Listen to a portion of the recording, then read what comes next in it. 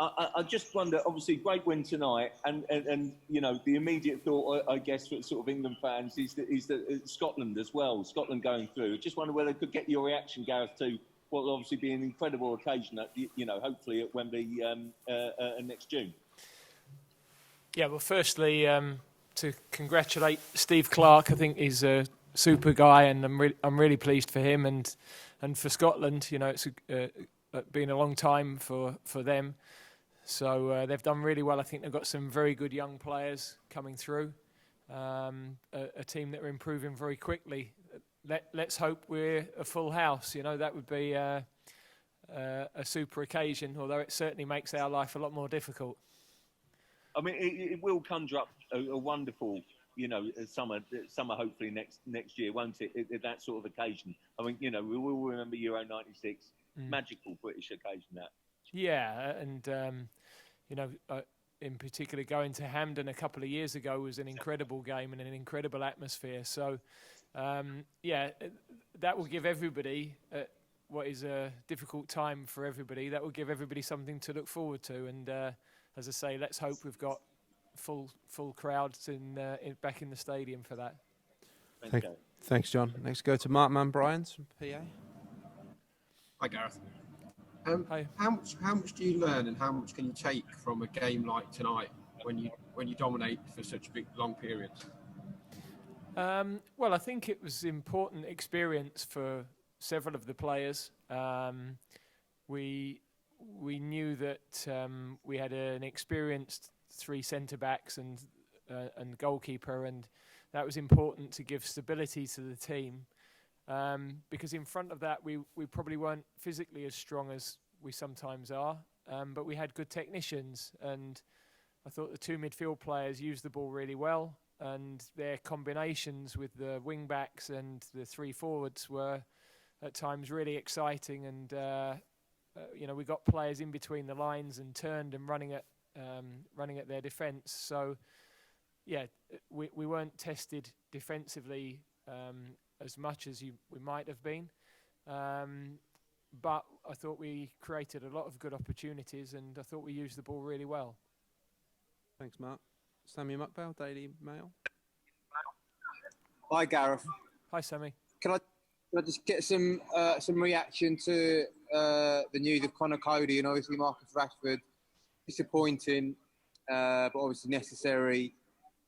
And do you feel that the squad's maybe a little bit light in terms of defenders in numbers? And will you look to call anyone else up? Well, it's both to lose both is disappointing. We had some doubts about Marcus really following the weekend. We hoped he might progress, but that hasn't happened. Connor's is just this bizarre world we're living in where a contact before he arrived with us is now is sort of a contact once removed from I'm muddling my words there, but anyway, it's one of those weird ones where he's now got to isolate, even though he's more than likely not a risk. So great disappointment for him. He was bitterly disappointed. He's had such a big impact on the whole group, and he's loved being with us, as you know. So he was, very, very disappointed this afternoon. I think we're okay on numbers. We've obviously got Michael and Tyrone who played tonight, plus Eric and Kyle.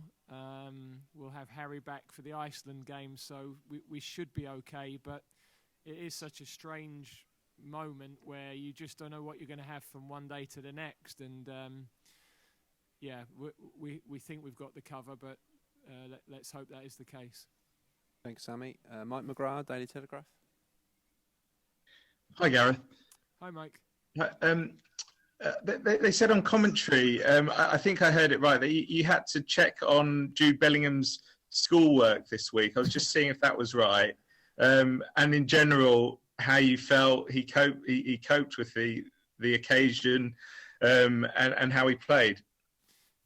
Well, I didn't personally have to check it, but it's a requirement for a young player of that age to do a certain amount of education every day. So we've been helping him to fulfil that. That's standard practice with our younger teams as well. So I thought he was a little nervous at the start, which was completely understandable. You know, it's such a big occasion, and you know, one of the hardest things is to fit in with the rest of the group, and you know, you're training and working with players who, in Jude's case, he's only really seen from afar because he's playing abroad as well at the moment. So, but you could see the longer he got in and the more touches he got, the more confident he got, and so it was a special moment for him and for his family. And it was exactly what we hoped to be able to give him, you know, some training with the team, the experience of working with top professionals, and then a small taste of the game, which will be really good for his development. Thanks, Mike. Going to disappoint quite a few, but we'll finish with one last one from Rob Dorsett at Sky Sports News. Gareth, thanks, Andy.